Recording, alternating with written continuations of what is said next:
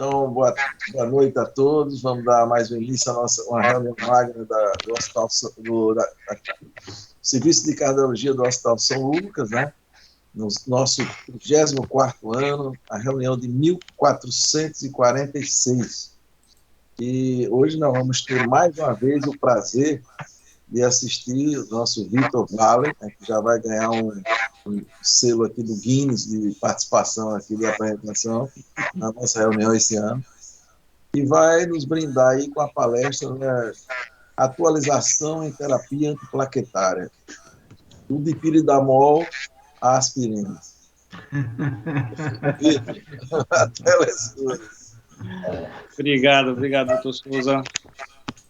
Vitor, só pedir aos colegas para deixarem o microfone desligado para não dar interferência aí na apresentação de Vitor. Boa noite aí a todos. Agradeço bastante aí o convite novamente e vou falar um pouco para vocês sobre antiagregantes plaquetários aí, os últimos estudos, os mais consolidados. Vou fazer uma revisão, vou tentar passar rápido os slides.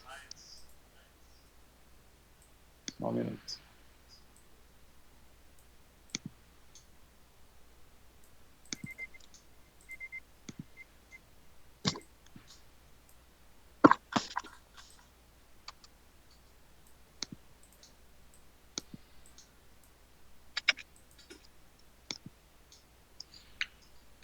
Estão vendo aí a aula? Sim, está perfeito, Vitor. Ok. Tá excelente. Então vamos lá, vamos começar. Escolher a terapia antiplaquetária, né, é muito difícil, né? A gente tem um rol aí de medicações que a gente pode usar, né? E nossos pacientes, em geral, são pacientes muito complexos, né? Aqueles pacientes de livro nunca aparecem, né? Parece que a gente sempre está cercado de pacientes com idade muito avançada, pacientes com insuficiência renal dialítica, que usam anticoagulante, né?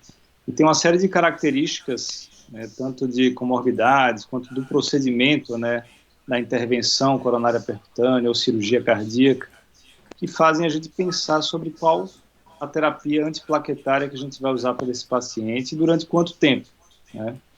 E a gente sempre tenta fazer um balanço entre o risco de sangramento e o risco de isquemia. Em geral, quanto mais potente o antiplaquetário, né, menor o risco de isquemia, né, ele reduz eventos isquêmicos, mas aumenta o risco de sangramento. E esse equilíbrio é muito difícil, né, por muitas vezes. Eu vou concentrar a apresentação dos antiplaquetários disponíveis por via oral, né, aspirina já bem consolidada, clopidogrel, prasugrel e o ticagrelor, mas lembrando que a gente tem também antiagregantes potentes por via endovenosa, né, como os inibidores da glicoproteína 2B3A, né, abciximab, o tirofiban, e também o cangrelor, né, que a gente não tem disponível aqui. Os estudos não foram tão positivos a ponto de ser amplamente comercializado, mas deixa a lembrança aqui. Quando a gente fala de agregação plaquetária, né, tudo inicia com disfunção endotelial, né, com uma lesão do endotélio, né, que libera uma série de citocinas que promovem uma adesão inicial de plaquetas, né, da plaqueta.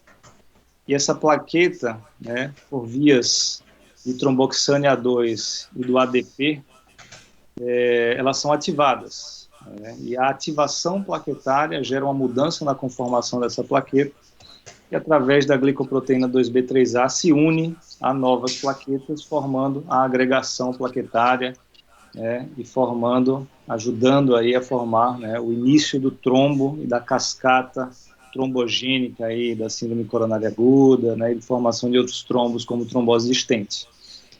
A aspirina age no tromboxane A2, aqui na ativação plaquetária, inibindo essa ativação, bem como os tianopiridínicos, né, inibidores do P2Y12, né, como ticlopidina, clopidogrel, prasugrel e ticagrelor. A ticlopidina também não vou falar, né, porque já está fora do mercado aí, praticamente a gente não usa, né, por questões de aplasia medular e efeitos colaterais muito graves, né, e com efeito muito semelhante ao clopidogrel. Então, o seu uso foi descontinuado pela comunidade científica. bom? Eu fiz a aula em forma de perguntas, que eu acho que vai ser mais fácil de a gente raciocinar, né, tentando tirar dúvidas que eu mesmo já tive e ainda tenho muitas vezes, né, e ajudar aí vocês a raciocinarem comigo. Então, assim, a primeira coisa é a seguinte: pacientes com aterosclerose manifesta, né, paciente que tem uma DAC, já teve infarto, já teve um AVC, tem aterosclerose periférica, né, esse tipo de paciente, qual o esquema antiagregante que a gente pode utilizar para ele, né? Então, tudo começou com aspirina, né? Esse estudo aqui publicado em 95, ele avaliou 142 trials de pacientes de alto risco, né, para prevenção secundária, tá? Mostrando assim que a aspirina previne eventos, né, em diversos cenários, né? Ele previne infarto agudo, ele previne AVC, em vários cenários, né, tirando aqui a prevenção primária. Vejam que nesses 142 trials, os pacientes tinham angina estável, instável, já tiveram infarto agudo do miocárdio, até pacientes com fibrilação atrial, né, isso daqui no início, né, sem a terapia dos NOACs, né, atualmente, válvulas prostéticas em associação à anticoagulação. Então, assim, num pool de trials, né, a aspirina, nesses pacientes de mais alto risco, já com aterosclerose manifesta, né, uma redução de aproximadamente 30%, né, de eventos isquêmicos, como um novo infarto, né, um AVC não fatal e até uma morte vascular, né. São vários os estudos com aspirina para prevenção secundária. Eu acho que isso já está bem estabelecido, mas eu vou trazer aqui alguns estudos que a gente precisa lembrar para tomar nossa decisão, né. Um deles é o estudo CAPRI, que analisou aqui quase 20 mil pacientes com doença aterosclerótica, ou eram pacientes com um AVC isquêmico recente, ou com infarto recente, ou até mesmo com doença arterial periférica sintomática, né. E esses pacientes foram randomizados para receber um tratamento de aspirina, monoterapia, ou clopidogrel, monoterapia, sendo que aqui a aspirina era alta dose, né, a gente não usa praticamente hoje. Era um terço, né, de pacientes em cada cenário desses, AVC prévio, infarto prévio, doença arterial periférica, né. E nesse estudo específico, o clopidogrel, ele reduziu, né, a monoterapia com clopidogrel a longo prazo, aí 3 anos, reduziu os eventos, né, o endpoint primário composto aí de novo AVC, infarto ou morte vascular, né, em comparação com a aspirina. E quando a gente olha aqui o sangramento, vejam que no quesito sangramento ele até teve um efeito protetor. O que está em asterisco aqui é o que tem significância estatística, né. Vejam que o clopidogrel em relação à aspirina protege contra sangramento gastrointestinal, né, mostrando aí até um efeito protetor. A gente sabe que a aspirina atua muito nas prostaglandinas ali do trato gastrointestinal, né. Então vejam que existe um efeito protetor do clopidogrel nesse estudo aí de 96, né, para prevenção secundária em comparação com a aspirina alta dose, né. Um outro estudo semelhante, mais atual, foi o Pegasus, que foram mais de 21 mil pacientes com infarto anterior, né, ou seja, infarto prévio. Acho que tem alguém com áudio ligado aí, viu, pessoal? 21 mil pacientes com infarto de 1 a 3 anos atrás, né, da randomização. Esses pacientes foram randomizados para receber placebo, ticagrelor, numa dose cheia, 90 miligramas, ou ticagrelor numa dose de 60 miligramas, né. E vejo que hoje houve uma redução de eventos isquêmicos, né, com ticagrelor, para esses pacientes, né, com ambas as doses, né, sem grande diferença entre as doses. Mas, né, as custas aí, né, você usar ticagrelor para prevenção secundária, né, no paciente com aterosclerose, você vai ter mais sangramento. E nesse estudo, inclusive, houve um aumento aí de quase 3 vezes nos sangramentos maiores, né, sangramentos que precisam de transfusão, sangramentos que precisaram levar uma descontinuação do ticagrelor, né, e ainda um aumento importante da queixa, né, de dispneia no grupo ticagrelor comparado com o grupo placebo. A gente sabe que o ticagrelor atua ali na recaptação da adenosina, né, e pode dar dispneia.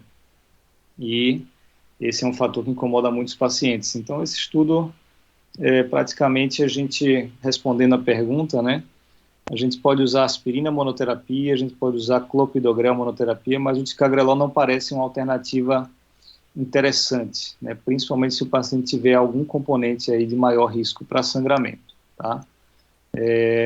Se o paciente já teve úlcera gastrointestinal ou tem um risco maior de sangramento, até o clopidogrel talvez seja uma alternativa mais interessante nesse cenário. Tá? Partindo para uma segunda pergunta aí, né, muito comum no nosso dia a dia, né, os pacientes submetidos à angioplastia eletiva, né, qual o esquema antiplaquetário utilizar e por quanto tempo, né?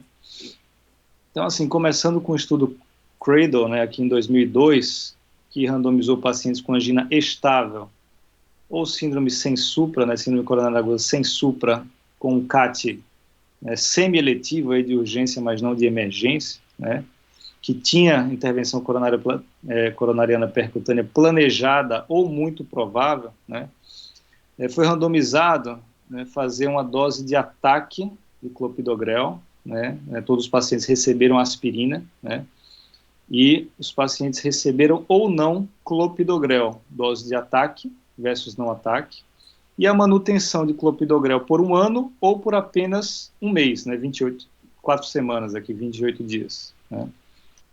E vejam vocês, nesse gráfico aqui, né, que fazer uma dose de ataque de clopidogrel, né, lembrando que aqui a dose de ataque foi de 300 miligramas, fazer 300 miligramas para o paciente entre 3 e 6 horas antes da angioplastia foi a mesma coisa de não fazer, certo? Nessa dose de 300 miligramas. Mas se você fizesse essa dose de ataque acima de 6 horas antes da angioplastia, então dose de ataque mais precoce, né, esse paciente teria menos eventos aí nos primeiros 28 dias, e aqui estamos falando de eventos isquêmicos, morte, AVC, infarto. E quando a gente estende essa janela aqui para 1 ano, né, manter o clopidogrel por 1 ano, né, teve um benefício, aí, reduziu eventos de morte, infarto ou AVC em 1 ano, comparado com manter apenas aspirina monoterapia. Né. Esses pacientes fizeram angioplastia, ficaram com dupla antiagregação AS mais clopidogrel por 28 dias, e depois o grupo que recebeu apenas aspirina monoterapia teve mais eventos no primeiro ano, comparado com o grupo que permaneceu com a dupla antiagregação plaquetária, né? E daí vem todo o racional para a gente utilizar a dupla antiagregação plaquetária por 12 meses, né, 1 ano, no paciente submetido à angioplastia, seja essa eletiva ou na vigência de síndrome coronariana aguda, né? Mas isso foram com stents de primeira geração. Né? O tipo de stent importa, sim, na terapêutica antiplaquetária. Vejam aqui o diâmetro, né, a espessura das hastes dos stents, que no começo era em torno de 140 micrômetros, né, 140 micra, e hoje em dia a gente tem stents com 60, né, quase 3 vezes menos espessura de haste de stent. E isso favorece muito, né, a endotelização mais rápida. Quanto menor a haste, mais fácil, né, a cobertura endotelial dessa haste. Né? Lembrando que isso daqui está colado na parede do vaso e o endotélio vem com uma camada fina, né, e endoteliza essa haste. Quanto mais fina, melhor. Né? Esses estudos iniciais com 12 meses de dupla antiagregação era com stents com uma haste imensa, né, que hoje em dia não são nem fabricados. Vejam aqui 2 exemplos com OCT, né, tomografia de coerência óptica, para ilustrar isso. Aqui, à esquerda, uma haste de stent aqui mais brilhante, aqui, né? Completamente endotelizada, tem uma camada de endotélio aqui protegendo essa haste, o metal não está mais em contato com o sangue, e vejam que aqui tem uma haste descoberta, ainda não endotelizada. Então aqui o metal está em contato com o sangue, e isso é trombogênico. E o cenário mais trombogênico de todos é uma haste mal aposta, né? É uma haste que não está nem colada na parede do vaso, fica flutuando dentro da artéria, e isso leva à trombose do stent, né, um fator aí de trombose do stent. Nesse estudo com OCT, né, foi um stent de última geração chamado Synergy, né, que a gente utiliza bastante no nosso dia a dia. Vejam que um mês depois da angioplastia, cerca de quase 80% das hastes já estão cobertas, endotelizadas, né? Mostrando muito diferente de antigamente, mostrando assim que existe uma segurança pelo tipo de stent, né, se for uma angioplastia planejada eletiva, de fazer uma dupla antiagregação por um período muito curto, né? O racional da dupla antiagregação é justamente você antiagregar, né, deixar essas plaquetas bem antiagregadas para evitar trombose de stent, certo? O metal em contato com o sangue, ele é trombogênico. Se o stent está totalmente endotelizado, eu não tenho mais esse risco, né? Esse risco é mitigado, né, de trombose de stent. Então, a porcentagem de hastes cobertas, né, é muito importante, né, nessa avaliação. E vejam que a grande maioria das hastes já está coberta após um mês, e hoje em dia até 3 meses praticamente todos os stents já estão com as hastes recobertas, se o implante foi adequado, né? Vejam esse trial aqui chamado Senior, né, com pacientes também com síndrome coronariana aguda sem supra e angina estável, né, todos eles idosos, ou seja, pacientes com alto risco, né, um risco maior de sangramento, a gente fica mais preocupado com o paciente idoso, né, e que foram mantidos em dupla antiagregação durante a síndrome coronariana aguda durante 6 meses, e para os pacientes com angioplastia de doença arterial coronariana estável foram mantidos por dupla antiagregação por um mês, certo? Comparou-se o stent Synergy, que é um stent farmacológico de última geração, com o stent convencional, que até então a gente interpreta como o stent mais seguro do ponto de vista de trombose, né? Porque é um stent que não tem o fármaco que impede a endotelização, né, e a proliferação ali das células musculares lisas e do endotélio. Então o stent convencional, que chama de bare metal, né, ele endoteliza muito rápido. E aí, comparando um stent de última geração farmacológico com o stent convencional, que não é mais convencional, mas é o bare metal, né, um stent metálico puro, vejam que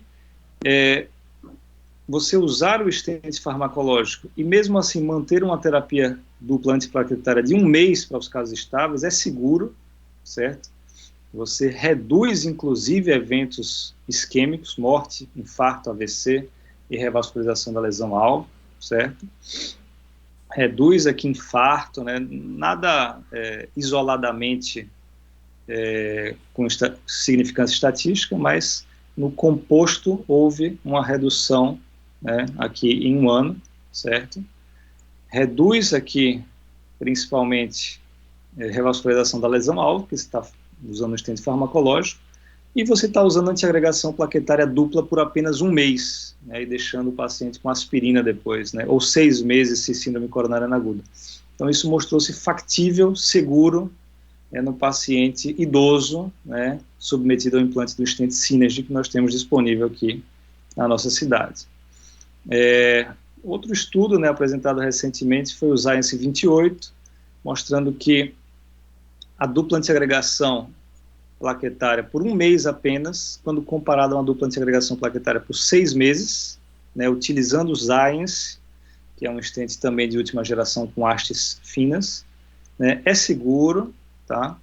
Aqui, morte e infarto, né, ele é seguro comparado com a terapia antiplaquetária mais longa, né, bem como eficaz, desculpe aqui, e é seguro do ponto de vista de sangramento, né, você reduz sangramento porque você está, pelo menos não inferior, e você está reduzindo aí para um mês a terapia dupla antiplaquetária. Então essa é uma tendência, né, que está sendo analisada em vários estudos, né, vejam aqui esses estudos também de pacientes de menos risco, né, troponina negativa, ou então eletivos, que foram randomizados aqui para receber ticagrelor ou clopidogrel, né, antes do procedimento de angioplastia, e foram mantidos aqui por ticagrelor ou clopidogrel, né, para analisar os endpoints aqui nos primeiros 30 dias. Né. Os pacientes que receberam ticagrelor, né, e aqui é interessante porque às vezes a gente quer fazer uma angioplastia ad hoc, né, durante o cateterismo, você está fazendo ali um cateterismo eletivo, você quer fazer uma angioplastia, né, vejam que se você usar o ticagrelor depois da dose de ataque, vejam como a reatividade plaquetária cai bastante, né, quando comparado com o clopidogrel. Então o ticagrelor é extremamente eficaz, é rápido, né, isso se mantém na manhã seguinte, né, mas vejam que essa potência do ticagrelor não se traduz, né, em uma redução dos desfechos aqui combinados de morte, infarto e AVC no periprocedimento, aqui 30 dias. Né? Veja o que tanto faz clopidogrel e ticagrelor, que os eventos, né, os desfechos isquêmicos são iguais. Né? E os desfechos de segurança, a gente vai ter mais sangramento, tá? No caso aqui, sangramento menor, né, hematomas pequenos, coisas que não precisam de transfusão sanguínea, né, sangramentos não fatais, mas se você usar ticagrelor nesse cenário mais eletivo, pacientes de baixíssimo risco, a gente está dando uma chance maior de sangramento para nossos pacientes, né, além, é claro, de dispneia a mais também na manutenção do tratamento desses pacientes, tá?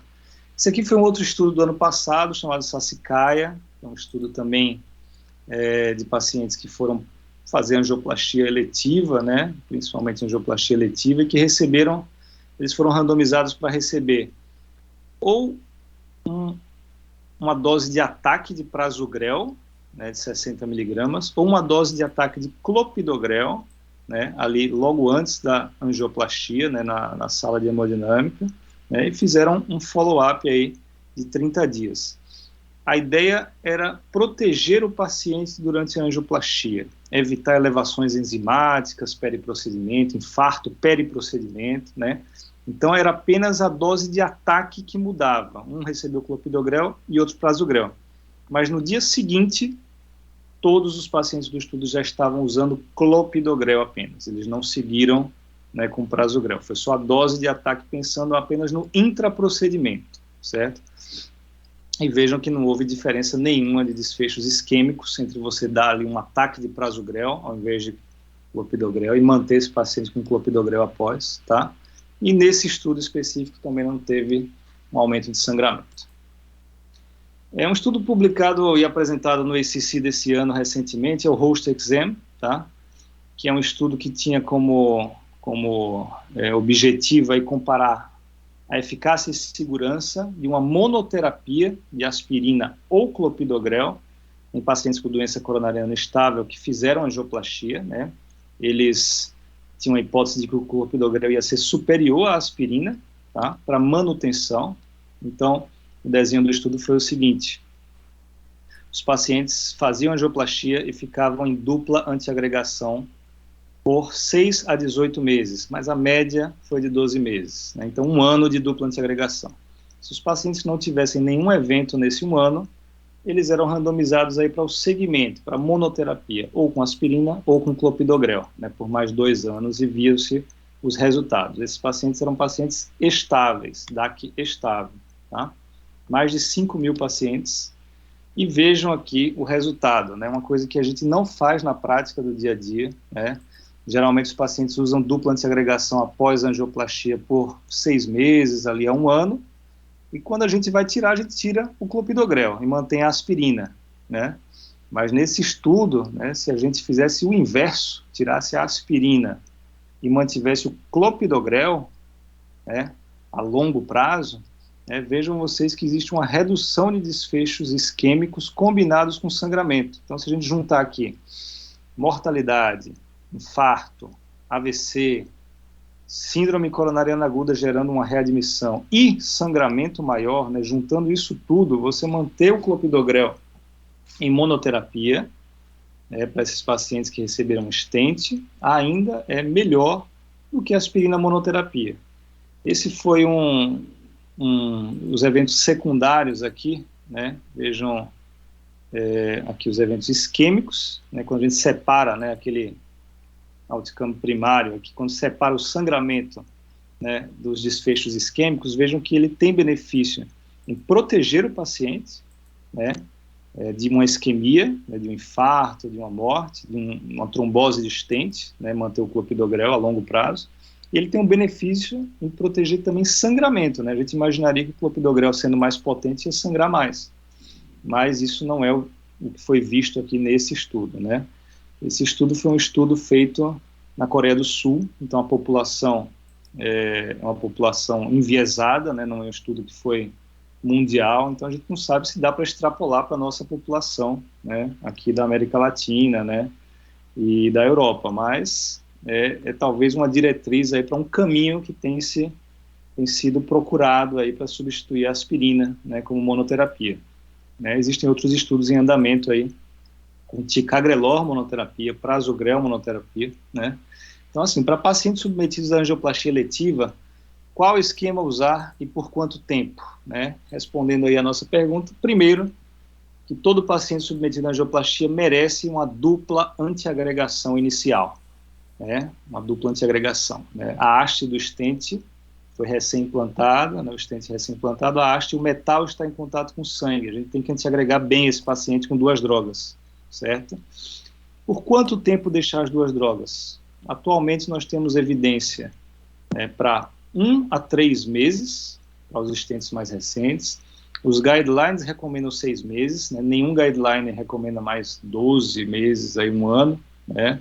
Apenas para pacientes, cenários individuais de uma angioplastia de muito alta complexidade, foi um tronco que a angioplastia não ficou perfeita, uma bifurcação com 2 stents, metalizamos a DA inteira com 3 stents, então muita malha de stents, então você pode individualizar isso, né? E após, a gente tem que ver o que a gente vai usar. Clopidogrel monoterapia, AS monoterapia, ticagrelor monoterapia, ainda faltam estudos robustos para direcionar isso, mas eu acho que o caminho nos próximos 5 anos vai ser de abandonar a aspirina, né? E a gente manter uma monoterapia com, no mínimo, clopidogrel, mas talvez até com uma droga mais potente. Tá? Uma pergunta muito frequente aqui para a gente no hospital. Meu paciente fez um cateterismo e tem uma lesão grave que eu quero tratar agora. Tá? O paciente chegou usando apenas aspirina. O que fazer? Né? Então, isso daí é nosso dia a dia. Né? A gente, às vezes, faz um cateterismo eletivo, o paciente estava usando aspirina, né? E vê lá uma lesão, uma DA subocluída. Tá? Ou uma lesão mesmo de 80% na DA, com uma ressonância muito isquêmica, e a gente liga para o médico assistente e fala, e junto com o paciente a gente opta por tratar o paciente. Não, vamos tratar agora, ele já está na sala, a gente já viu que tem lesão, tem indicação clínica de tratamento dessa lesão, certo? E aí, o que nós fazemos? Né? Será que a gente tira o paciente de sala, dá um ataque de clopidogrel, ou ticagrelor, ou prasugrel, e no dia seguinte volta o paciente para a sala, faz angioplastia? O que a gente faz? Né? Isso é nosso dia a dia lá na hemodinâmica. E existem alguns estudos que ajudam a gente a ter segurança, né, de tratar logo esses pacientes, se houver uma indicação e um desejo desse tratamento. Né? Esse estudo aqui, chama Prague 8, né, de 2008, bem antigo, ele randomizou o seguinte: 1.000 pacientes para um grupo A, que dava clopidogrel não seletivo, e o grupo B, clopidogrel seletivo. O que era isso?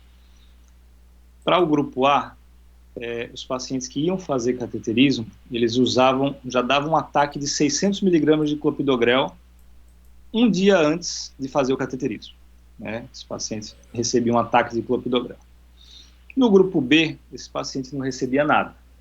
Ele ia para a sala de hemodinâmica, fazia o cateterismo, e se houvesse a necessidade de tratar, né, se tivesse uma lesão grave, quisesse fazer um procedimento ali naquele mesmo momento, aí sim, dentro da sala, minutos antes da angioplastia, era dada uma dose de 600 miligramas de clopidogrel. Tá?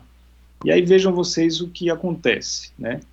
Desses pacientes, que eram na maioria eletivos, né, a angioplastia só foi feita em 30% dos pacientes. Então, assim, se a gente dá o clopidogrel, a gente acha que vai tratar e dá o clopidogrel para 100% dos pacientes, você vai deixar de tratar 70%. Você vai fazer o CAT e vai falar, não, a lesão não é grave, então não tem indicação, ou é cirúrgico, né? E só 30% dos pacientes é que sua antiagregação teve uma finalidade, né, que você vai colocar um stent. Então vejam que tratar muito antes, a gente está tratando pacientes desnecessariamente também, tá? Veja o que aconteceu nesse estudo, né? Desfechos isquêmicos iguais, tá? Então você tratar um dia antes, dar um ataque um dia antes, e dar um ataque minutos antes da angioplastia, 600 miligramas de clopidogrel, você não vai ter mais infarto, não vai ter mais complicações periprocedimento, os desfechos clínicos periprocedimento ali nos primeiros dias são iguais, certo? Porém, né, se você tratar todo mundo com clopidogrel antes e não fizer essa seleção, essa seletividade, você está aumentando aqui a chance de sangramento, tá certo? Comparado com você dar o clopidogrel só para quem precisa e minutos antes da angioplastia, tá? Então isso dá uma certa segurança para a gente, né, de poder tratar esses pacientes ali na sala de hemodinâmica, tá? Então, respondendo a pergunta, assim, se o paciente chegar para a gente, veio fazer um cateterismo eletivo, né, um angiotomo que já tinha uma lesão grave na DA, uma ressonância que tem uma isquemia importante, ou um paciente que está sintomático, e tanto o paciente quanto o médico assistente falam, doutor, se tiver alguma coisa para tratar, vamos tratar logo, né? Então, esse paciente a gente pode sim tentar fazer um ataque de clopidogrel, 600 miligramas, na sala de hemodinâmica, tá? Isso é uma opção, principalmente se for uma lesão fácil de ser tratada, principalmente se a gente usar imagem intravascular, né, para garantir um bom implante de stent, tá? E usando esse mesmo racional, a gente pode até fazer um ataque também de outras drogas, né? Prasugrel, ticagrelor, né? Também podem ser úteis, né? Faltam estudos para isso, mas como são drogas mais potentes, a gente acredita que elas vão ter um efeito até muito mais rápido do que o clopidogrel 600 miligramas e vão proteger a nossa angioplastia, né? Vale a pena lembrar que quando chega o infarto com supra, ele recebeu antiagregação plaquetária minutos antes de fazer a angioplastia, e é o pior cenário que a gente pode imaginar, já tem trombo na coronária, né? E no pós-angioplastia esses pacientes evoluem bem. Lógico que se for um tronco de coronária esquerda, o paciente é eletivo, é um tronco, é uma lesão muito complexa, talvez a gente não fique 100% seguro de fazer o antiagregante minutos antes da angioplastia, e seja melhor a gente postergar a angioplastia para um segundo momento, tá?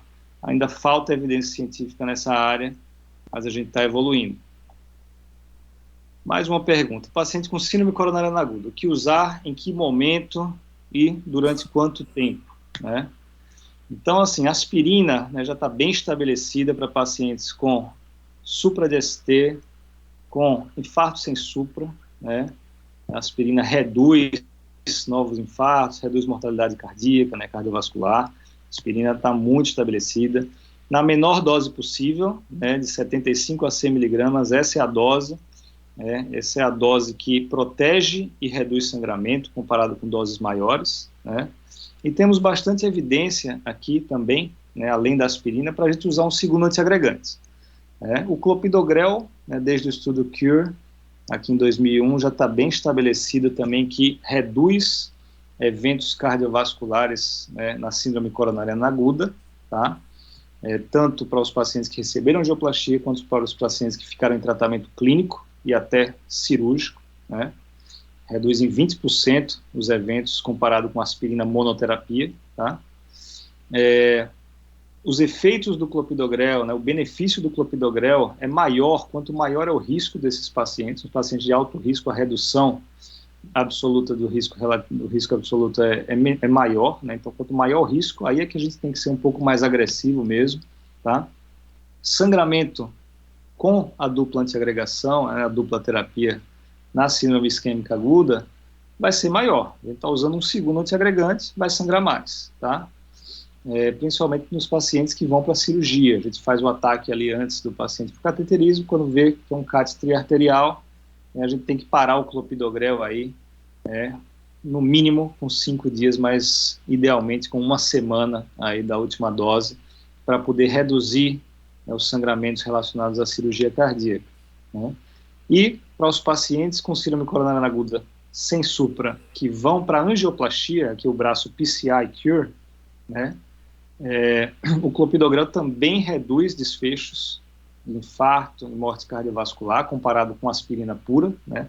Com AS mais clopidogrel é benéfico em qualquer momento, né? O benefício se estende antes da angioplastia, os primeiros 30 dias, né, e no primeiro ano após a angioplastia, tá? Então, não há dúvida que o clopidogrel tem um lugar na síndrome coronariana aguda, tá?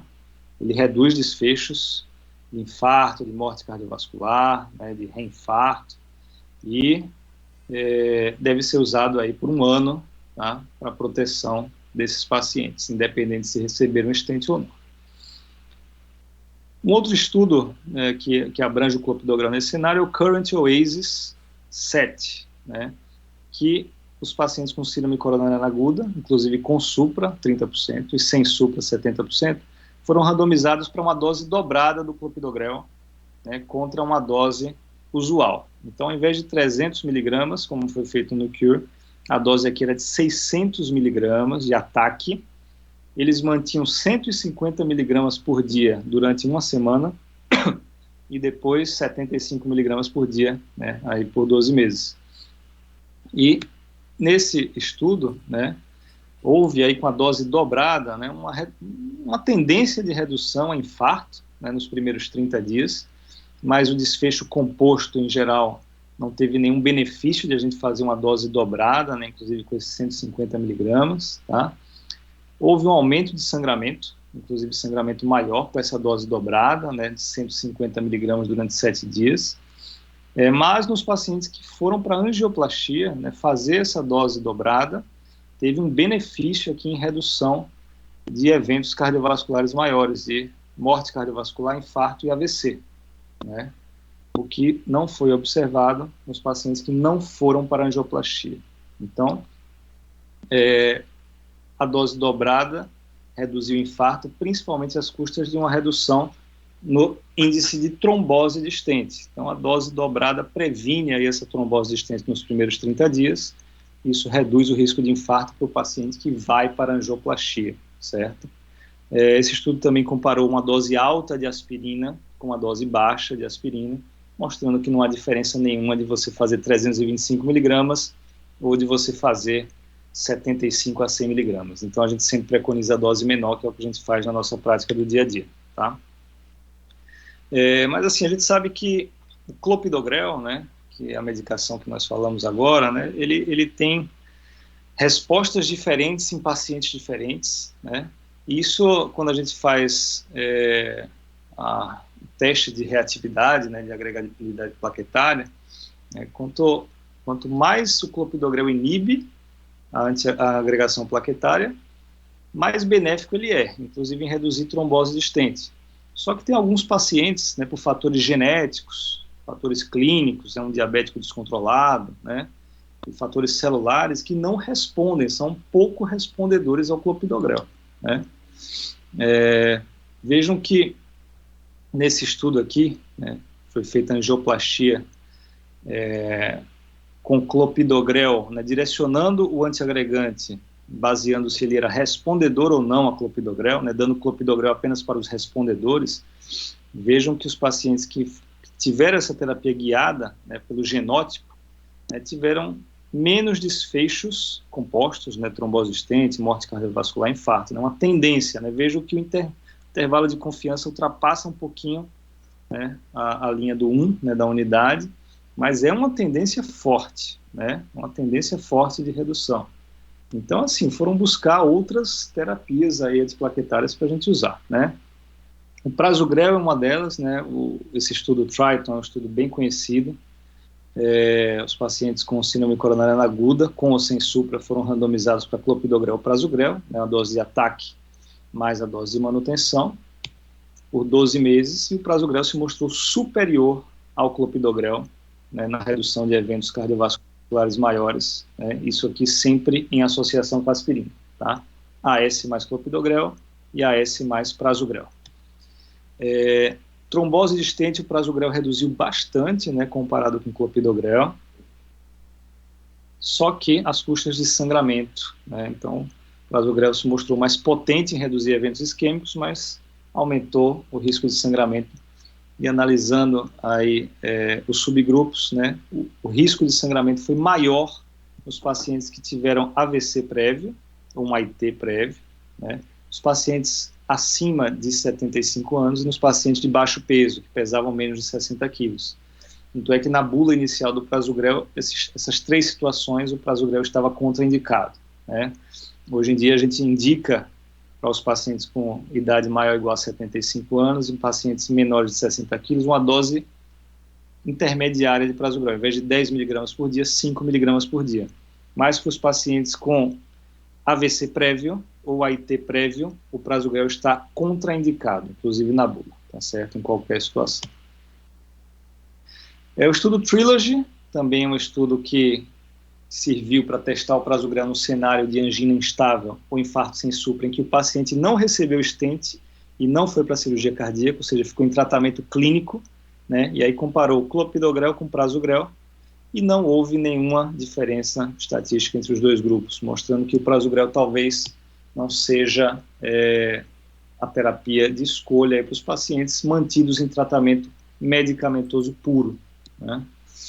E esse outro estudo, o ACOAST, né, é um estudo que desenhou o racional aí, de a gente esperar conhecer a anatomia, né, através da angiografia, para aí sim dar o segundo antiagregante, nesse caso o prasugrel, né, para os pacientes que vão para angioplastia, né. Até então o prasugrel era dado logo na chegada do paciente ao hospital, que era randomizado, mas o estudo ACOAST mostrou que randomizar esse paciente depois da coronariografia, né, e dar o prasugrel apenas para quem vai ser submetido à angioplastia, pode ter um benefício, né. Vejam vocês que, com relação ao desfecho primário, né, tanto faz você dar o prasugrel muito antes, né, quanto dar o prasugrel ali na sala de hemodinâmica, né. Os desfechos primários aqui, de morte, infarto, AVC, são iguais. Mas, quando a gente fala de sangramento, você esperar, né, dar o prasugrel ali na sala de hemodinâmica com anatomia conhecida, né, você está protegendo esse paciente contra um evento hemorrágico, né? E isso daí a gente sabe que hemorragia é um evento que ninguém quer ter, né? Então, esse racional de ataque de prasugrel na sala de hemodinâmica, mesmo no paciente com infarto sem supra, por exemplo, né? Um infarto ali de alto risco, o paciente vai rápido ali para a sala de hemodinâmica, a gente pode esperar um pouco, dar apenas a aspirina lá embaixo e espera um pouco, né, para tratar o paciente com o segundo antiagregante, prasugrel, lá em cima, na sala de hemodinâmica. O paciente for triarterial, ele vai ter usado apenas um antiagregante, o AS, e vai poder ir para a cirurgia nos próximos dias, né? Se ele tiver usado a terapia antes, dupla, ele vai ter que esperar aí uma semana para fazer uma cirurgia cardíaca, por exemplo, né? Mas essa estratégia só funciona se o paciente for rápido para a hemodinâmica. A gente não vai deixar o paciente cozinhando lá embaixo 24 horas apenas com aspirina na vigência do infarto sem supra. Então, se não for possível levar logo para a hemodinâmica, nas primeiras horas, né, o ideal é fazer já o antiagregante, o segundo antiagregante logo, né, não esperar conhecer a anatomia.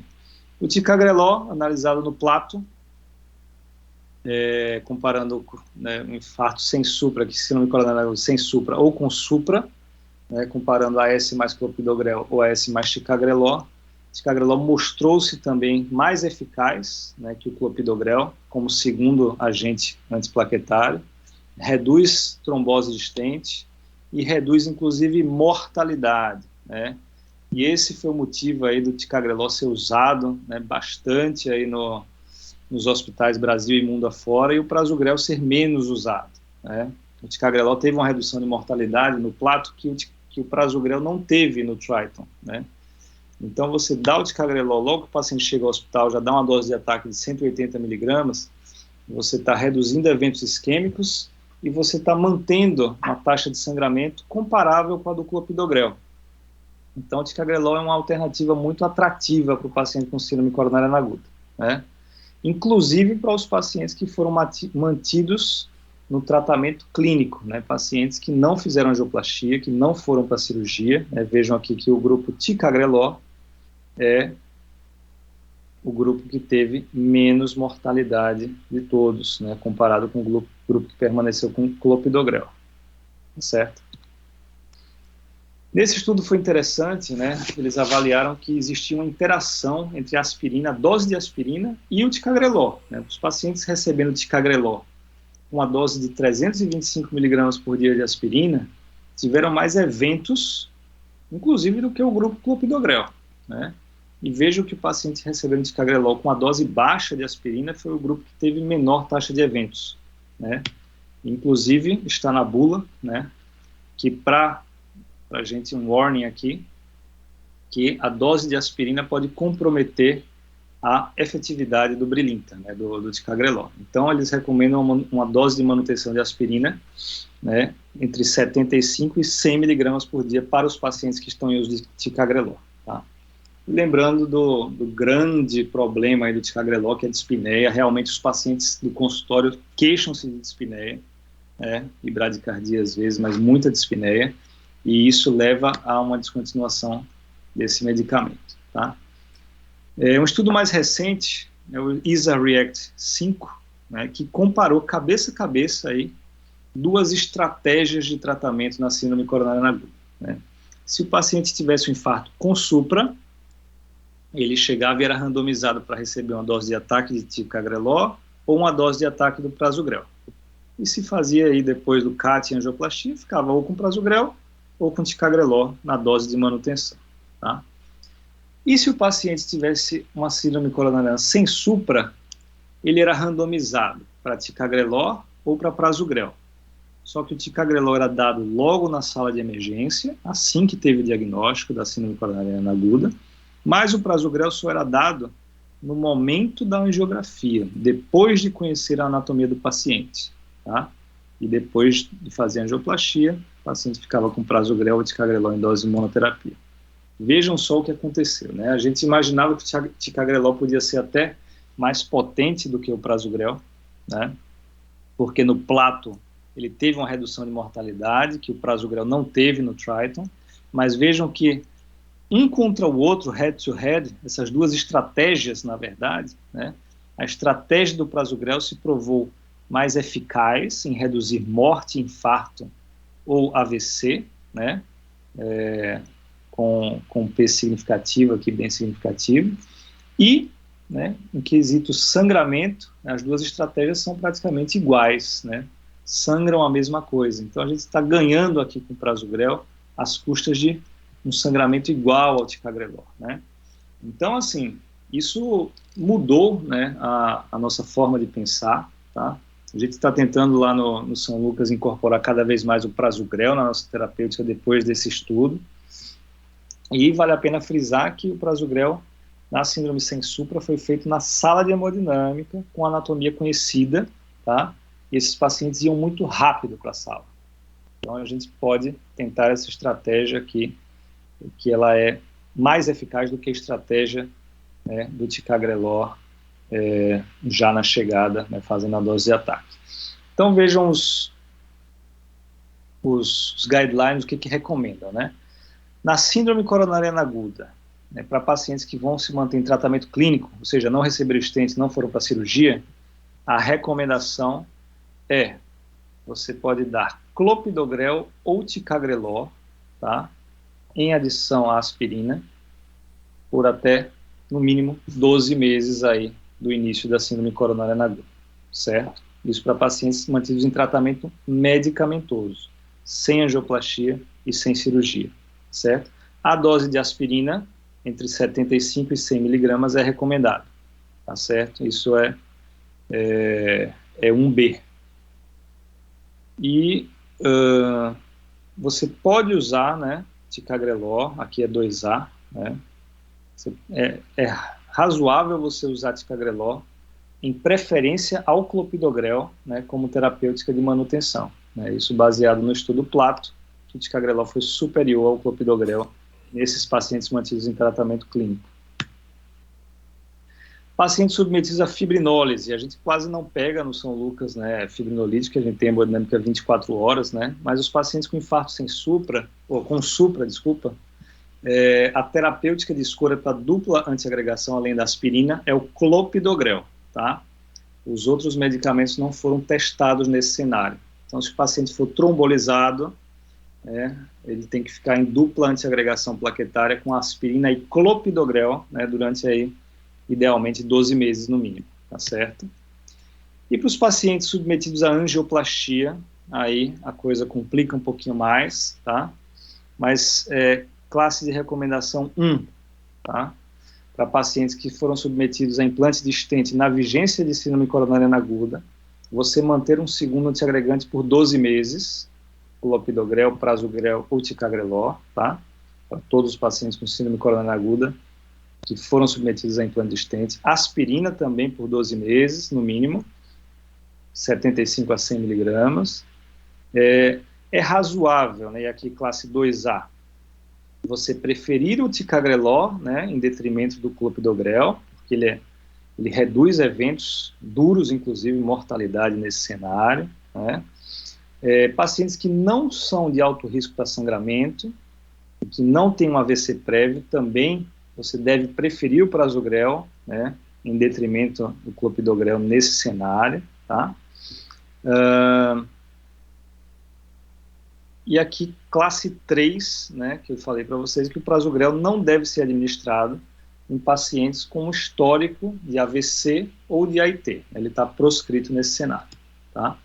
Para os pacientes com síndrome coronariana aguda que vão para a cirurgia cardíaca, né, o clopidogrel deve ser mantido aí por pelo menos 12 meses depois da cirurgia. Então, o benefício da dupla antiagregação plaquetária também serve para o paciente operado. Paciente que infartou, que foi com a cirurgia cardíaca, você precisa manter aí uma dupla antiagregação plaquetária, clopidogrel, ticagrelor, prasugrel, por pelo menos 12 meses aí pós-cirurgia, tá? Quando a gente vai para o guideline europeu, que é mais recente, né, publicado recentemente, que já incorpora o estudo ISA-REACT 5, né, nós vemos aqui algumas mudanças. Então ele já fala aqui em estratégia, né? Primeiro, aspirina recomendada, faz uma dose de ataque, e depois mantém uma dose baixa, né, a longo prazo. Segundo, um segundo antiagregante, né, deve ser iniciado em adição à aspirina e mantido por 12 meses no mínimo, tá? Qual antiagregante? O prasugrel pode ser utilizado, né, com ressalva para dose menor para pacientes maiores que 75 anos e com baixo peso. O ticagrelor pode ser utilizado, independente da estratégia planejada, se vai fazer angioplastia, se vai para cirurgia, se vai ficar em tratamento conservador, né? E o clopidogrel a gente só vai fazer se o prasugrel ou o ticagrelor não estiverem disponíveis, tá? Porque eles são realmente melhores, tá certo? Inclusive para uma população mais idosa, tá? Já tem estudos mostrando segurança. E aqui tem uma 2A, apareceu o estudo que eu falei, classe 1, e o que apareceu 2A depois do estudo ISA-REACT 5 é que o prasugrel deve ser considerado preferencialmente ao ticagrelor para pacientes com síndrome coronariana aguda sem supra de ST, que vão para a angioplastia, tá? Então, aquela estratégia de usar o prasugrel na sala é uma estratégia que deve ser preferível, inclusive, né? O grau de recomendação é 2A, né? Deve ser preferível do que você deixar o paciente com ticagrelor. E não está recomendado de rotina você fazer um pré-tratamento, né, com clopidogrel, ou com ticagrelor, ou com prasugrel, em pacientes cuja anatomia coronária não é conhecida, né, e você está planejando fazer uma estratégia invasiva precoce. Então, se o paciente chegou com infarto sem supra agora, ele está sem dor, eu, teoricamente, posso fazer esse cateterismo amanhã, tá?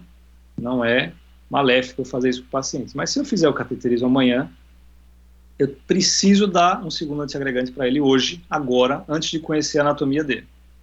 E aí, esse paciente pode ser que seja um candidato cirúrgico, ou pode ter um evento de sangramento, aí se ele for para uma cirurgia, vai ter que adiar a cirurgia, uma série de coisas. Então, se eu fizer esse cateterismo daqui a 2 horas, né, eu posso esperar esse tempo, né? Posso esperar um tempo curto sem fazer o segundo antiagregante. Vou lá para a sala de hemodinâmica, injeto na coronária, vejo lá que é uma DA subocluída, uma lesão simples de tratar. Faço 60 mg de prasugrel na sala de hemodinâmica e trato essa artéria. Isso é melhor do que dar o ticagrelor antes, tá? Segundo o estudo ISA-REACT 5, tá bom? Então, espero ter respondido a essa pergunta com todos esses estudos. Já estou acabando, Mais uma pergunta aqui. Meu paciente fez uma angioplastia e usa anticoagulante oral. Qual o esquema mais recomendado? Tá? Aqui eu vou falar com 3 slides só. Já são os últimos 5 slides da apresentação, né? Vou falar do Augustus, que é um estudo que todo mundo tem que conhecer, né? Dos pacientes com fibrilação atrial, com indicação de anticoagulação, e que planejavam fazer uma angioplastia e, dessa forma, usar um antiagregante plaquetário, tá? A gente sabe que o anticoagulante não funciona pós-angioplastia, tem que ser antiagregante plaquetário. Então, esses pacientes foram randomizados aqui para apixaban ou varfarina e para aspirina ou placebo, né, como terapia além, né, do clopidogrel. Vejam só o que aconteceu. Tá? Quando a gente fala de sangramento, a estratégia mais protetora foi a gente fazer o NOAC, né, o apixaban, sem aspirina, certo? Placebo, né, versus aspirina, então sem aspirina, e clopidogrel, né, como único antiagregante plaquetário para esses pacientes. Né? Vejam aqui em 6 meses os desfechos de sangramento, tá? E não só sangramento, né, mas quando a gente fala em mortalidade, também essa foi a estratégia mais segura, tá? Então, quando a gente pensa assim, dos dois lados da balança, sangramento e trombose de stent, né, então se a gente for muito agressivo, a gente faz sangrar. Se a gente for pouco agressivo, o stent pode trombosar, o stent recém-implantado. Quando a gente olha, na verdade, né, a taxa de incidência de trombose de stent é muito baixa, independente do que a gente usa, né? Já a taxa de sangramento ela é muito mais alta se a gente usa a aspirina, né, em aí uma tripla terapia, aspirina mais clopidogrel mais apixabana, né, mostrando para a gente que talvez a gente precise seguir esse algoritmo aqui no raciocínio desses pacientes. Então, para os pacientes com fibrilação atrial, com indicação de anticoagulação, que vão para angioplastia, tá? O que a gente vai usar?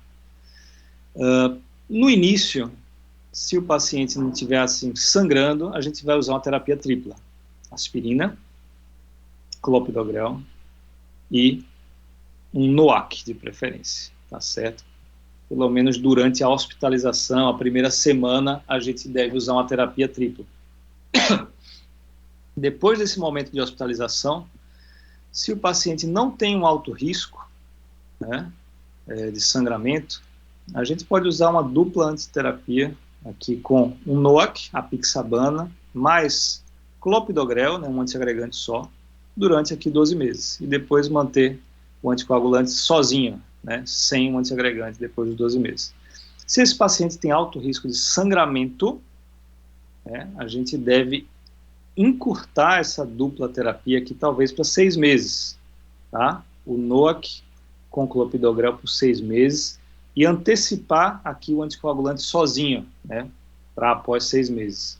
E se esse paciente tem um risco alto isquêmico, é um coronariopata grave, a angioplastia não ficou tão boa, era muito calcificado, o stent não expandiu direito, era bifurcação, muita malha de stent, a gente pode estender um pouco a tripla terapia por 1 mês, deixar endotelizar a maioria das hastes, né?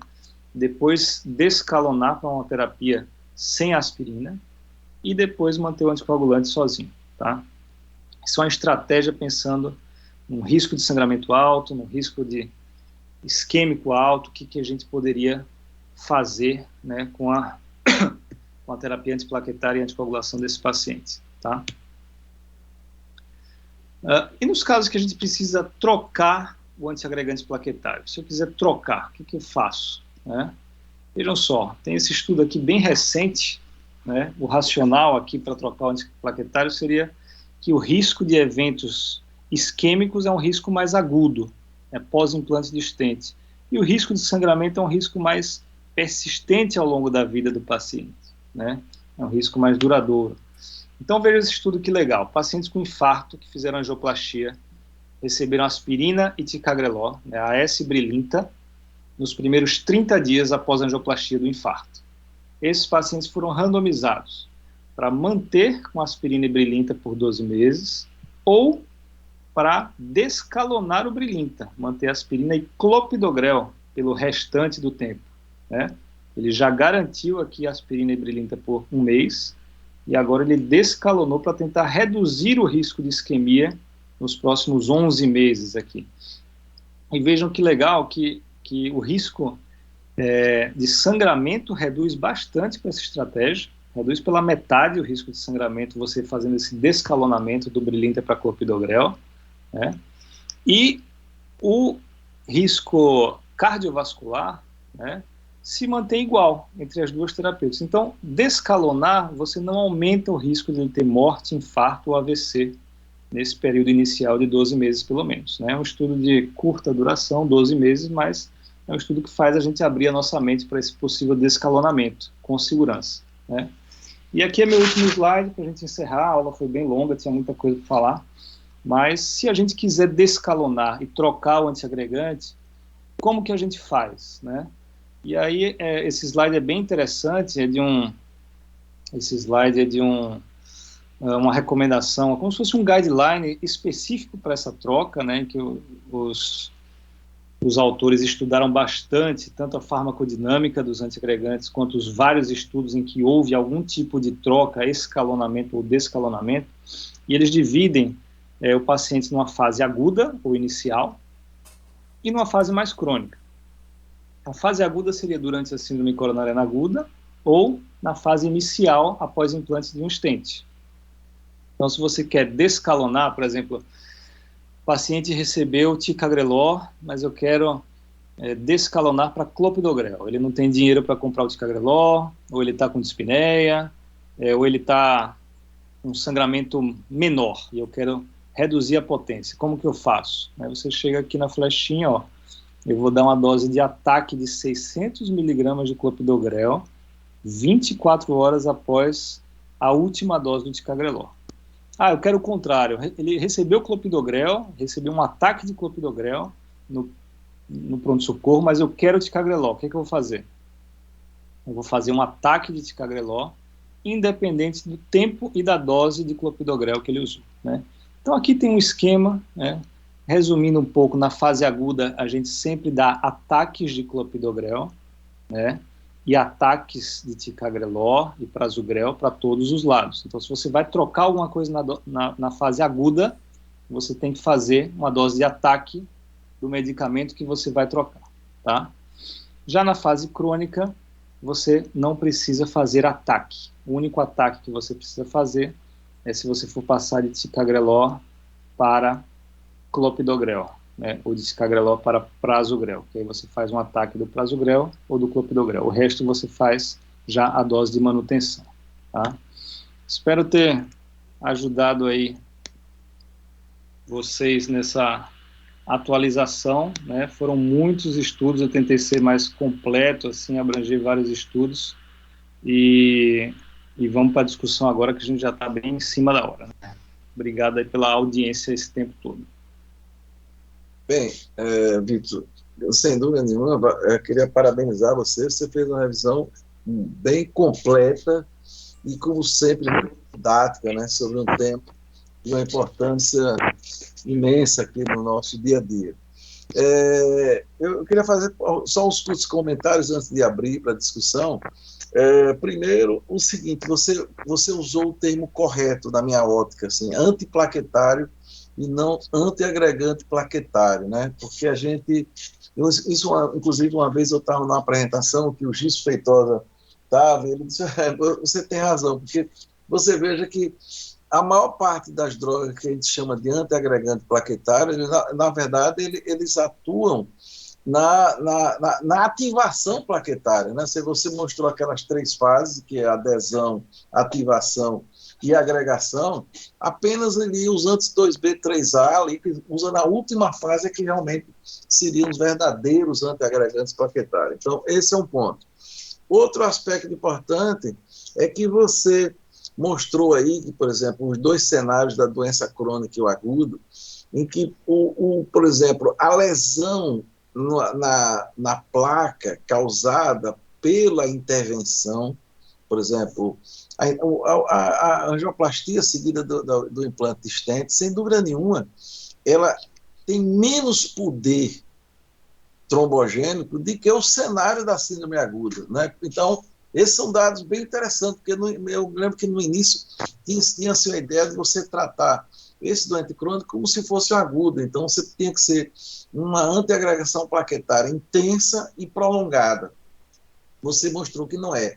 Talvez o elemento mais importante é o que você disse, está o aspecto técnico ali da expansão do stent. Então eu perguntaria para você, Porque, veja bem, lógico que vocês, intervencionistas, fazem o procedimento, mas nós, clínicos, é que vamos lá cuidar do paciente, manter durante o tempo.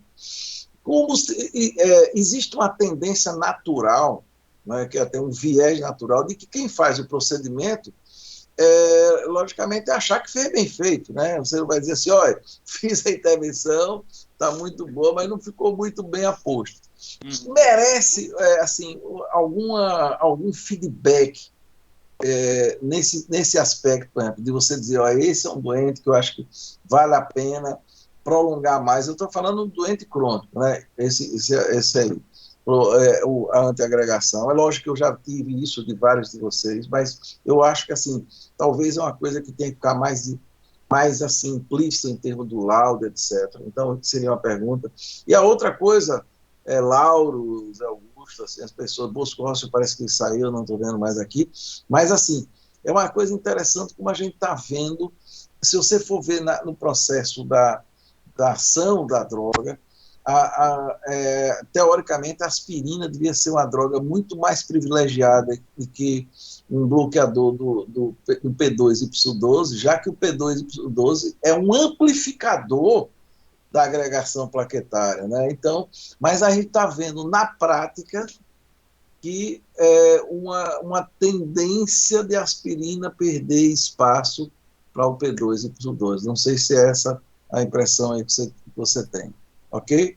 Então, vamos lá, depois aí nós temos uma sequência. Vitor, eu só queria que você comentasse sobre isso aí que eu fiz, e depois aí nós temos uma sequência de Roberto Sintra, Eduardo e Augusto aí na sequência. Bom, comentando do aspecto técnico, tá? Claramente, tem alguns recursos que ajudam a gente a ter uma certeza de que a angioplastia ficou do melhor jeito que ela poderia ficar, né? E isso é o uso de imagem intravascular, né? Ultrassom intracoronário ou CT. Então, se você planeja fazer um tratamento de uma lesão complexa, né, uma ferramenta como o ultrassom ou como o CT, na minha opinião, é mandatória para você ter certeza de que o procedimento ficou do melhor jeito que ele poderia ficar, tá? Tem alguns estudos que mostram redução de eventos cardiovasculares quando você compara uma angioplastia guiada por ultrassom ou guiada pela angiografia convencional, mostrando que o ultrassom você tanto usa diâmetros maiores de stent, de balão, expande melhor o stent, né, quanto você consegue tirar o antiagregante mais rapidamente em casos de alto risco de sangramento.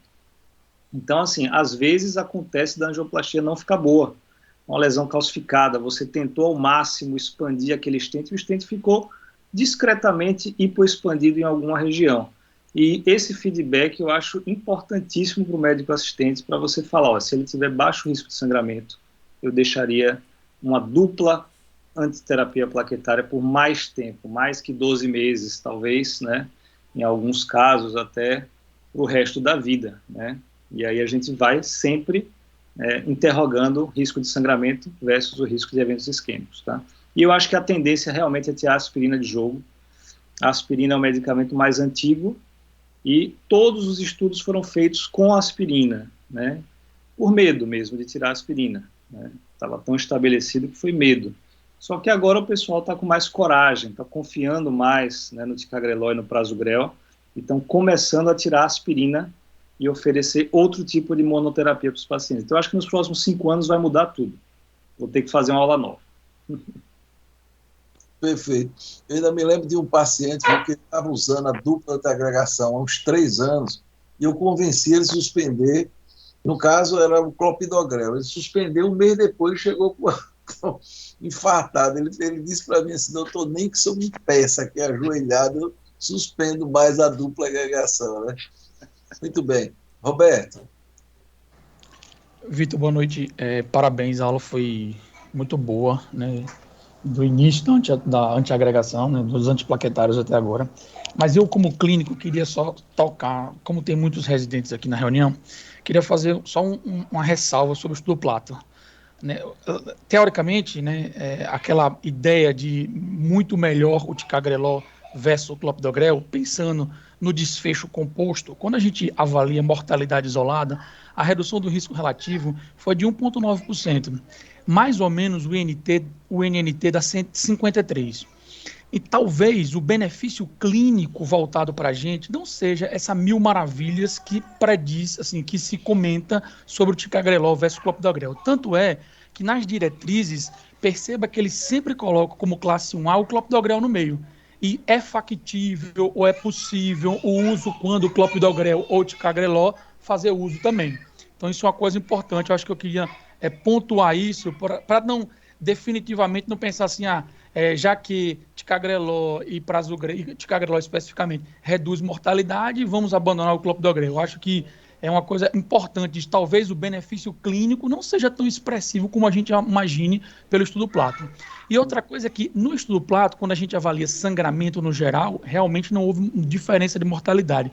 Mas quando você difere os sangramentos no Plato entre sangramento de procedimento e sangramento extra-procedimento, o sangramento extra-procedimento é muito maior nos pacientes que usaram ticagrelol do que nos que usaram clopidogrel. E a gente vê na prática clínica muito isso. É o cara que sai da angioplastia, uma síndrome coronariana aguda, que usa dupla de agregação, talvez um idoso, a hipohematúria. Né? Então, o sangramento relacionado ao procedimento pode até ser semelhante, mas o sangramento fora procedimento, a gente sabe que o ticagrelol é maior. Então, acho que são adendos que vale a pena, né, a gente levar isso para o dia a dia, ver se o benefício clínico para o doente realmente vai ser esse. Então, é só uns pontos aí de ressalva, mas sua aula foi excelente, parabéns. Né?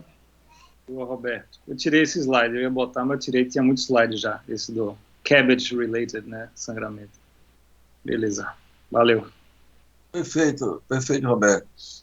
Professor Eduardo, ô Vitor, tem como você descompartilhar a tela aí? Tem uma tela no meio aí. Tela pra caramba aí. Deixa eu ver aqui. Boa noite. Eduardo, você já pode ir perguntando aí. Parabéns, Vitor, aí pela excelente aula, muito completa e esclarecedora. Excelente. Eu acho que duas informações são importantes, né, como a gente está com numa reunião com cardiologistas clínicos e com residentes. A primeira é a gente ir, aos poucos, né, tirando aquela informação histórica que o stent convencional ele é um stent menos trombótico e, portanto, mais seguro. Então, hoje, praticamente, esse stent chamado convencional, que é o stent metálico, ele se mostra, né, até mais trombótico do que os stents de nova geração, os stents farmacológicos. Então, essa informação é muito alentadora e a gente só usa stent metálico hoje no cenário praticamente do SUS e em países que ainda têm limitação econômica, limitação financeira. O outro aspecto foi comentado por você na resposta ao Dr. Souza, a questão que o tratamento antitrombótico ele vai além do antiagregante plaquetário. Então, passa por um procedimento bem conduzido, com métodos adjuntos, como ultrassom intracoronário e agora o CT, né, métodos adjuntos que nós temos disponíveis e que garantem, né, que fornecem ao hemodinamicista informações para a gente ter um implante ótimo do stent. Isso já mostrava Dr. Colombo lá em 92, né, nos estudos inicialmente com ticlopidina, que a expansão ótima dos stents sob elevada pressão e um stent bem aposto é um grande passo sem a segurança de um tratamento bem feito, de uma intervenção além da medicação adjunta.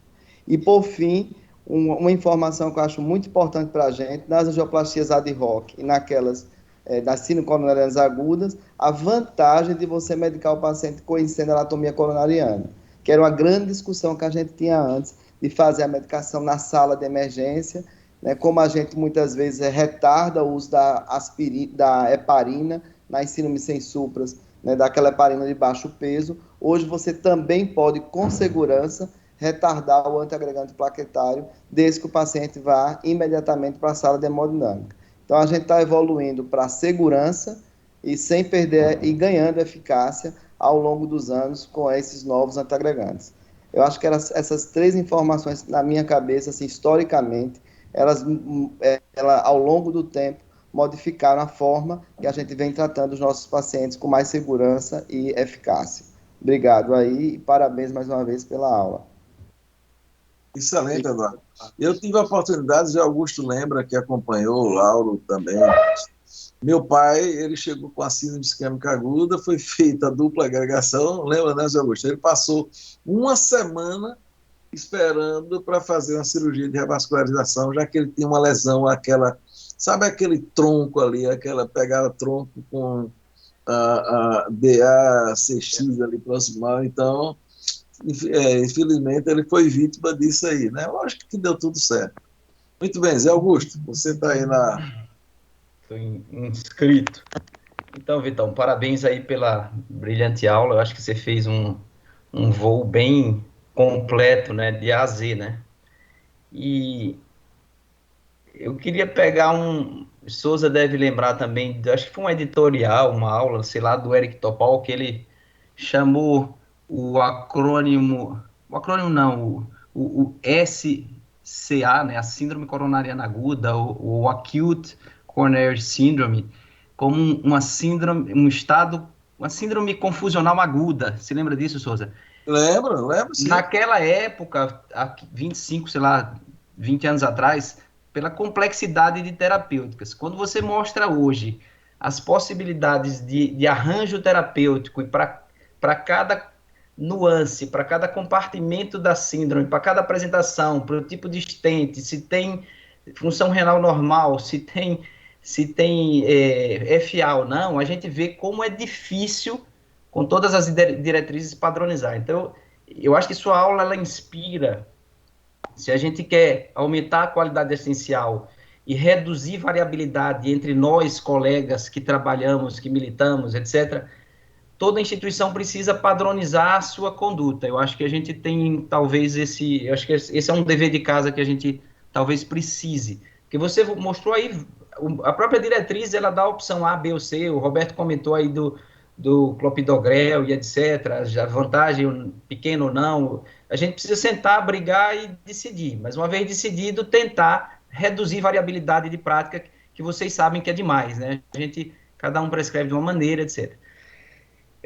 Falando um pouco, você falou vários aspectos importantes. Um deles foi que uma vez eu troquei. O Souza falou também trocou, e você falou do Host Exam. Eu não conhecia esse estudo, mas o paciente tinha uma síndrome dispéptica, um idoso, e eu troquei a aspirina pelo clopidogrel. Achei que eu estava correto. O paciente fez um baita de uma VCH e eu fiquei assim, puxa, será que eu... Agora você até, de certa forma, me tira um pouco daquele fantasma, daquela culpa que a gente fica na cabeça, né? Será que foi o clopidogrel que causou? Mas por aí deu menos sangramento. Mas você vê como medicina, às vezes a gente vai seguir a diretriz e a gente erra. A gente suspende com 1 ano, né, Souza? E o paciente infarta. Então, é complicado. Então, a gente tem que assumir que a gente está sempre na incerteza. Outro ponto também que eu queria comentar, assim, a gente extrapola dados de diretriz, ou desculpe, de ensaio clínico. No estudo OASIS, eu não sei se a vantagem foi dobrar a dose ou foi dobrar e manter 150 durante 15 dias, uma semana. Uma semana. Só que o que a gente faz, a gente só pegou metade da estratégia. A gente só faz dobrar a dose e ninguém mantém 150 durante uma semana. Então, eu não sei se a gente... Está entendendo? Isso fica como histórico, fica como verdade, mas a gente tem que ter uma certa crítica em relação. A estratégia foi dobrar a dose mais 150 durante uma semana. E você vê em um mês o que é que acontecia. Souza coordenou aqui o São Lucas, conhece bem esse estudo muito mais que eu. Outro ponto, só para colocar, tem um estudo com fibrinólise, que é um estudo brasileiro, só para você acrescentar na sua aula, era impossível ter tudo, que é o TREAT, que o Otávio fez com fibrinólise, clopidogrel versus ticagrelol, mas foi só para ver segurança e não inferioridade. Então, ticagrelol não aumentou o sangramento nessa situação. Você faz fibrinólise, espera as 24 horas e vai fazer. Então, não foi testada a eficácia, mas nos dados parece que não foi mais eficaz nesse cenário, tá? E o outro aspecto aí eu vou te perguntar, porque eu não sei se ficou muito claro na minha cabeça, que é um cenário que a gente tem visto com muita frequência. Eu sempre tive essa dúvida, sempre converso com os colegas. É muito comum o doente chegar para você com um duplex de carótida ou com angiotomografia com uma lesão. Essa é a verdadeira prevenção primária com aterosclerose. Então, Como é que você, pelo que você leu, e aí os colegas podem também opinar, eu sigo o quê? É o cara que nunca teve angina, nunca teve síndrome aguda, nunca teve nenhuma manifestação da DAC. Mas ele tem uma placa de 30, o outro, Pedro, tem de 30, Maria tem de 50 e João tem de 70. Você usa isso, ou todo mundo que tem uma placa de 10% já ganha um antiplaquetário? Como é que, na sua cabeça? E se isso for carótida, se isso for coronária? Eu acho que essa resposta a gente ainda não tem. E eu vejo uma variabilidade muito grande. Eu acho que Souza está balançando a cabeça, eu acho que ele concorda com essa pergunta. Eu queria ouvir vocês como é que... Eu tenho adotado o cutoff de 50%. Em coronária, às vezes, um pouco menos. Eu fico com um pouquinho de medo, 40, 30, às vezes eu dou. Mas eu não sei se a gente está certo. Eu entucho a estatina, meta agressiva, mas o antiplaquetário eu não tenho feito. Eu queria ouvir, porque essa é a verdadeira prevenção primária. Doutor, a sua dúvida também, eu acho que é a dúvida de todo mundo, né? Não tem nenhum estudo aí bem feito que contemple isso aí, né? O que usar se você faz um cateterismo e você vê lá uma placa mínima de 20% na coronária direita, né? Se isso já isso é, né? Óbvio, a aterosclerose manifesta, mas se o trade-off de você usar aspirina para o resto da vida desse paciente, né? Tendo a incidência de sangramento ali anual, e ao acumulado aí de 30 anos, né, se ele não vai sangrar algum dia, né? Mas também se você não usar nada, né, se ele pode romper uma placa de 30% e ter uma síndrome coronária aguda, né? O que a gente sabe é que estatina está bem indicada, né, para impedir progressão das placas. Mas eu, particularmente, lá no INCOR, a gente aprende e a gente é mais agressivo, né? Então, quando eu vejo a aterosclerose manifesta, a não ser que tenha algum risco impeditivo, né, um paciente muito alto risco de sangramento, independente da porcentagem, eu acrescento aspirina, a estatina, exceto carótida. Carótida é um pouco diferente. Carótida, os estudos mostram que o cutoff é maior para você prevenir AVC. Aí você está falando de AVC só, né, não está falando de infarto. Então, o cutoff é um pouquinho maior para carótida, mas se for coronária, eu vou com qualquer lesão. Quem advoga essa estratégia, né, da angiotomografia, de começar pela anatomia, né, em detrimento dos exames funcionais, coloca, né, os estudos de tomografia colocam essa vantagem do tratamento mais precoce nessa população. Mas é interessante até perguntar aqui da reunião, fazer uma enquete, quem depois de uma tomografia com placa pequena, num paciente jovem, já entra com aspirina. Porque às vezes a gente fica, no consultório, eu fico na dúvida, às vezes, paciente que tem uma probabilidade intermediária, esse paciente eu mando para fazer um teste de esforço, ou pela história familiar, muitas vezes a gente vai muito pela história familiar, ou até da atividade profissional do paciente, você vai logo para uma angiotomografia. E aí, se você encontra placa no jovem inflamada, que causa mínima obstrução luminal, mas aos olhos da tomografia tem doença, quem já indica aspirina, já medica com aspirina o paciente. Doutor Souza, o que é que você pensa? Você está falando aí em coronário, né? Exatamente. Tem um amigo meu, por exemplo, ele mora em São Paulo, é um empresário super estressado, aí foi fazer aqueles check-ups lá em São Paulo e mostrou uma placa no tronco, que ela tem um remodelamento, praticamente uma placa que não há nenhuma, ele colocou assim, não há obstrução luminal, só que ele tem uma grande placa, uma carga de placa no tronco com remodelamento positivo. E ele está pirado com esse resultado. Aí depois disso ele já passou por 3 cardiologistas de São Paulo, me mandou a angiotomografia e pediu a minha opinião. Primeiro ele achava que não tinha doença nenhuma, porque ele pratica corrida e tal, e agora ele tem essa placa no tronco inflamada, que se fizesse um cateterismo, eu disse a ele, se você fizesse um cateterismo, poderia dar o resultado de coronárias normais, porque ela não está causando nenhum comprometimento no lúmen. Mas com esse resultado da tomografia, qual é a orientação para esse paciente? 33 anos. Bem, eu aí, como o Zé Augusto falou, estatina em dose alta, sem dúvida nenhuma, né, de procurar deixar aí o mais baixo possível, talvez beirando ali, pelo menos abaixo de 70, né? E aspirina, eu penso duas vezes em usar. Talvez, e o grande problema é que se alguém passar, vai ser difícil você tirar, porque fica sempre com aquela pulga atrás da orelha, né? Olha, para você ter uma ideia, hoje eu tive duas situações interessantes. Uma paciente minha que perdeu o pai aos 41 anos de infarto, ele era paciente do professor Zé Augusto, morreu aos 41 anos de idade. A mãe que eu acompanhei, ela infartou aos 60. Ela tem um irmão que já teve infarto com 28, outro tem ponto com 40, e ela chegou para mim com colesterol de 533, fazia tempo que eu não via isso, né, logicamente, e uma placa de 30% na carótida, entendeu? Eu, sinceramente, entrei com estatina e fiquei aqui me encoçando, porque ela perguntou, doutor, eu sou um próximo candidato a infarto, né? Então, eu fui pela terapia de estatina em dose alta, sem dúvida nenhuma. Não entrei com aspirina, eu tenho usado 50%. E tive outro paciente com 303 de colesterol hoje, uma placa de 47%. Eu digo, olha, 47 a gente faz imagem, 47 é 50, meu amigo. Então, eu terminei entrando com aspirina para esse paciente. Mas é uma decisão difícil, viu, Eduardo? Eu acho que ninguém tem a bola de cristal. Eu acho que assim, que quem entra para tirar depois é como aquela história que o Augusto falou. Você tirar ou mudar, eu não me esqueço nunca que uma vez que eu passei aspirina com uma paciente que era mãe de um procurador, ela quando tomou o primeiro comprimido fez um AVC isquêmico. Primeiro comprimido ela tomou, fez um AVC isquêmico. E veio a família toda dizer que foi eu que causei o AVC. Aí depois eu tive que mostrar para ela que ela saiu da urgência, saiu do hospital tomando aspirina, né? Eu digo, como é que foi a causa que você saiu tratando? Então, Eduardo, é difícil. Eu também concordo com o Souza. Se fosse em mim, essa que não tem obstrução nenhuma, eu não usaria.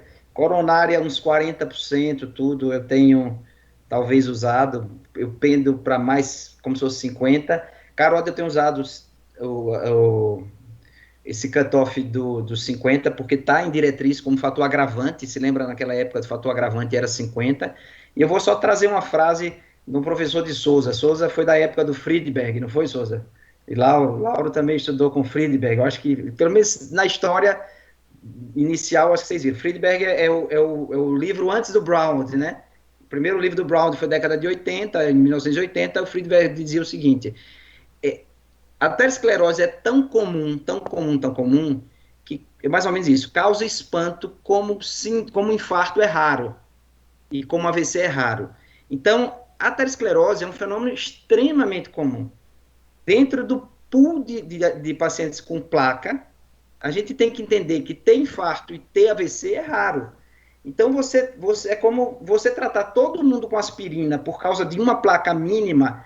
Pessoalmente, eu acho que não tem sentido. Mas eu acho, porque ninguém testou. Entendeu? Então, se você pegar diabético, quantos pacientes diabéticos têm aterosclerose? No estudo de diabetes, não funcionou. Não é isso? Na prevenção primária com diabetes não funcionou. Quantos ali tinham placa? Alguns, muitos. 60 anos diabéticos, muitos tinham placa. Então, eu acho que a gente tem que ser um pouquinho mais crítico nisso aí. É uma opinião. Zé Augusto, olha, eu estou agora só vendo nessa direção sua aí. Eu estou agora com um parente meu internado aí no Lucas. Meu tio, meu pai, 95 anos.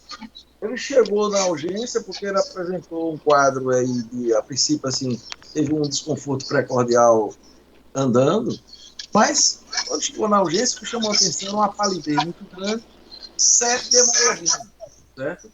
E quando vai lá, a história que está usando aspirina. Eu fui ver lá no meio a prescrição, não tinha aspirina.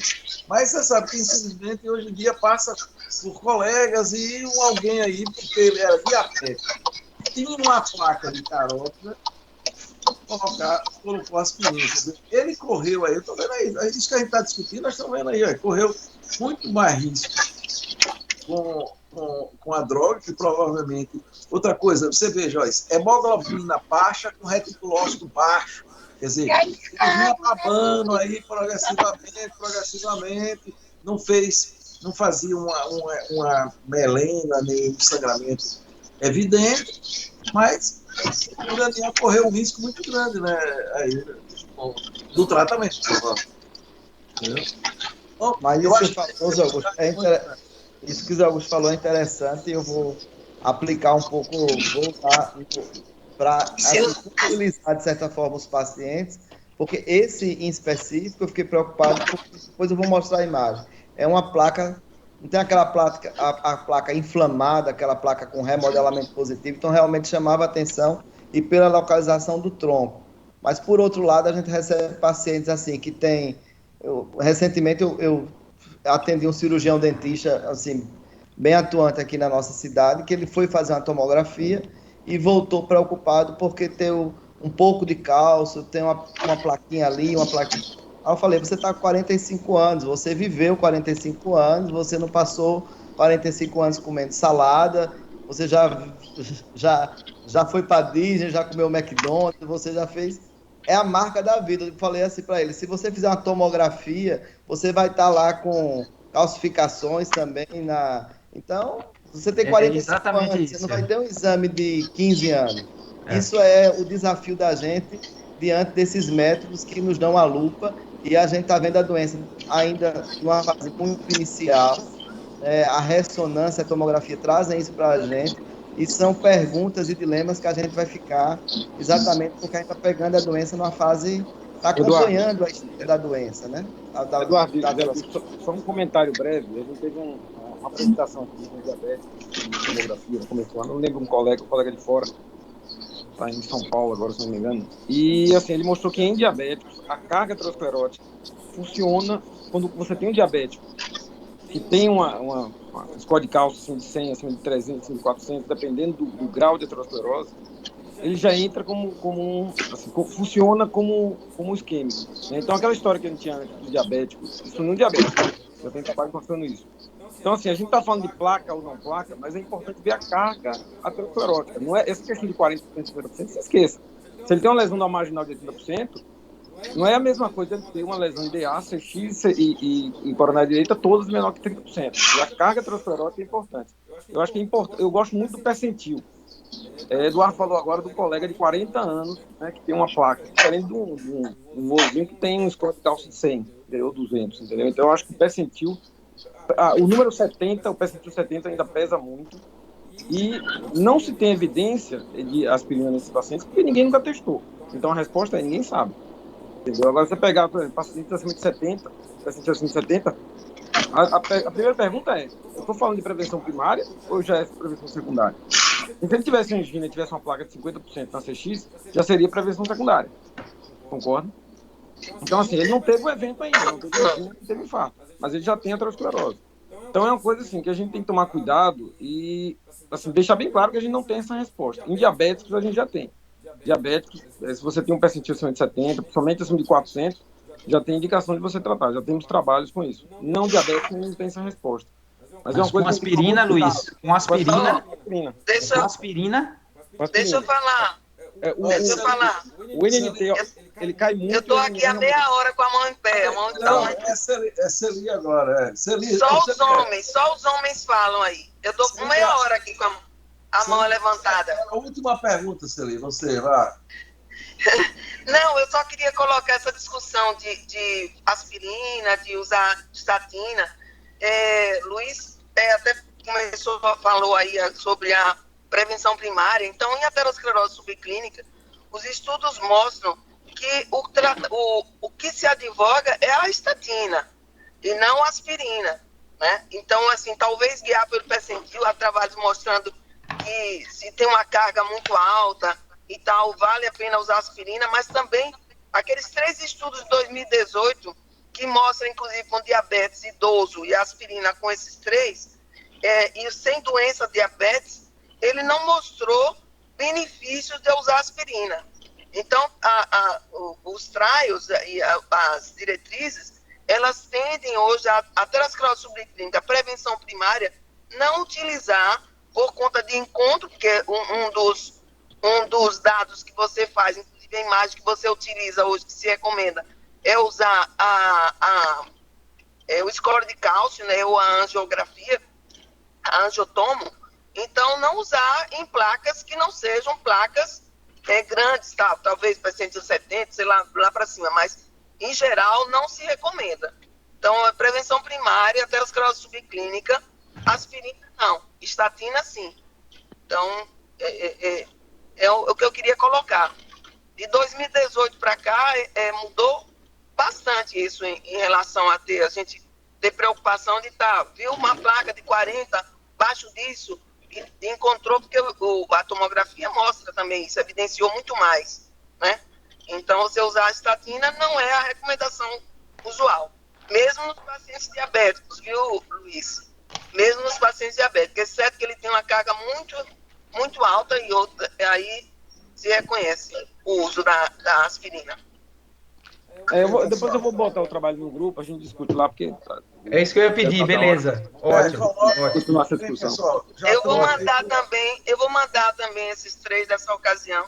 O tempo passa rápido, mas assim, é o que não tem muita coisa que mudou muito isso, não. Eu mando para vocês. É isso aí, você está convocado para falar na reunião nossa, viu? Já, tá bom? Sim. Parabéns, Vitor. Muito bom, Vitor.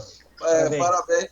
Olha, pessoal, eu queria parabenizar, nós já estamos aí extrapolando, mas o assunto, né, Zé Augusto? Assunto bom, meu amigo, é um atrativo fantástico. E, mais uma vez, Vitor, parabéns aí pela maneira, como eu falei, elegante, didática e que abrangeu, né, praticamente, lógico, é impossível você esgotar um tema, mas você tocou os pontos mais importantes, mostrando um ponto de vista com coerência muito grande. Então, parabéns. Todos nós lucramos muito hoje com a revisão. Ok? Obrigado. Então, boa noite a todos e até a próxima semana, se Deus quiser. Um abraço. Boteco do Lauro, viu?